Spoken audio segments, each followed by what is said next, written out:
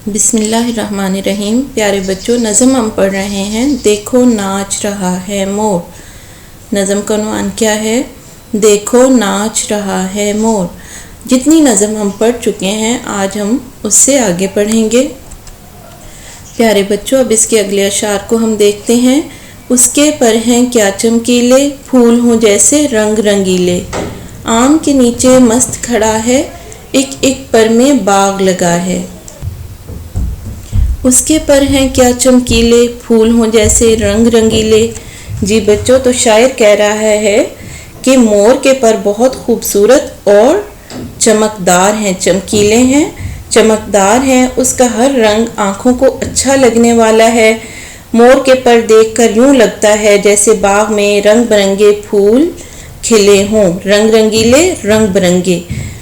तो मोर के परों को देख के लग रहा है कि बाग में जैसे रंग बिरंगे फूल खिले हुए हों और मोर इनके दरमियान में खड़ा हुआ हो। यानी कि मोर के परों में बेशुमार रंग होते हैं। आम के नीचे मस्त खड़ा है, मस्त, मदहोश, बेखुद। तो शायर कह रहा है कि जो मोर है वो आम के नीचे बेखुद होके खड़ा हुआ है। उसे अपने इर्द गिर्द की कुछ खबर नहीं है। एक एक पर में बाग लगा है, यानी कि उसका एक एक पर ऐसे लग रहा है जैसे कि कोई बाग हो। उसके पर बाग की तरह खूबसूरत नज़र आ रहे हैं। अगला शेर देखते हैं हम।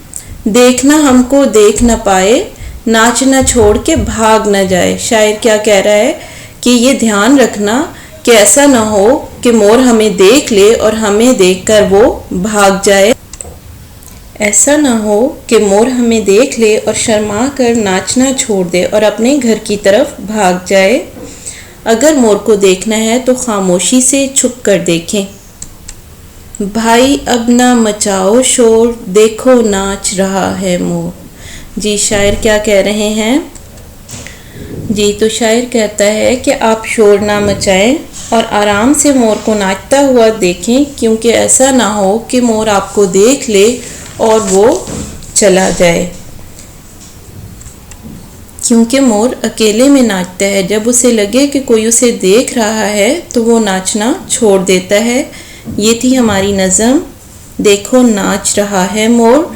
इसके अल्फाज मुश्किल देख लेते हैं। चमकीले, रंगीले, मस्त, नाचना, मचाओ। इन्हें आपने अपनी नीट नोटबुक में लिख लेना है।